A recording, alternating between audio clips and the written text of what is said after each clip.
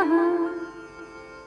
सौराष्ट्रे सोमनाथं च श्रीशैले मल्लिकार्जुनम् उज्जयिन्यां महाकालम् ओंकारं ममलेश्वरम् परल्यां वैद्यनाथं च डाकिन्यां भीमशङ्करम् सेतुबन्धे तु रामेशं नागेशं दारुकावने वाराणस्यां तु विश्वेशं त्र्यम्बकं गौतमीतटे हिमालये तु केदारं घृसृणीशं शिवालये एतानि ज्योतिर्लिङ्गानि सायं प्रातः पठे नरः